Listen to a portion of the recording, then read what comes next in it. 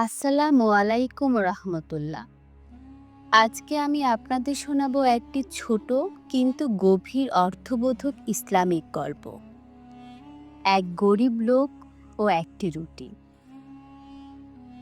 অনেক বছর আগে এক গ্রামে বাস করতেন এক গরিব লোক। তিনি ছিলেন খুব সৎ ও আল্লাহভীরু। দিনে দিনমজুরি করে যা পেতেন তা দিয়েই সংসার চালাতেন। একদিন তিনি কোনো কাজ পাননি, সারাদিন না খেয়ে থাকলেন। ঘরে ফিরে দেখলেন স্ত্রী বলছে, আজ কিছু খাবার আনতে পারোনি? তিনি লজ্জায় মাথা নিচু করে থাকলেন। তখন তার স্ত্রী বললেন, আমি একটু আটা আর পানি দিয়ে একটা রুটি বানিয়েছি, তুমি খেয়ে নাও। তিনি বললেন, তুমি খাবা না? স্ত্রী বললেন, না, আমি রোজা রেখেছি।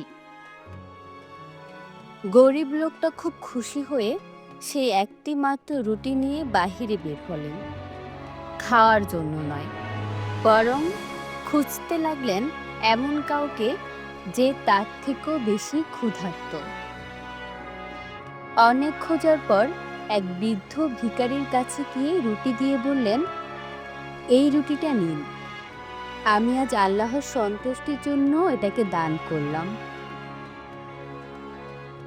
সেই রাতে তিনি স্বপ্ন দেখলেন, তিনি কিয়ামতের ময়দানে দাঁড়িয়ে আছেন।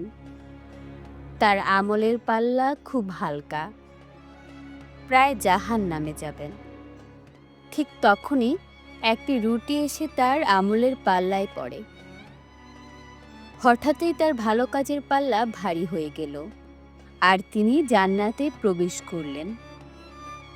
তিনি বিস্ময়ে জিজ্ঞেস করলেন, হে আল্লাহ তাআলা, এই একটি রুটি দিয়ে আমি জান্নাত পেলাম?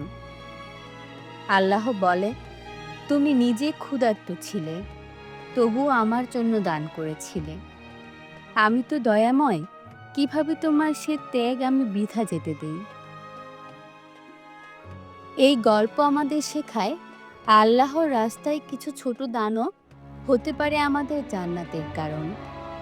তাই আসুন, আমরা প্রতিদিন অন্তত একটি ভালো কাজ করি আল্লাহ তাআলার সন্তুষ্টির জন্য।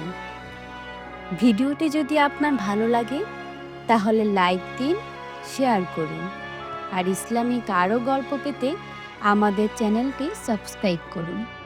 আসসালামু আলাইকুম রহমতুল্লাহ।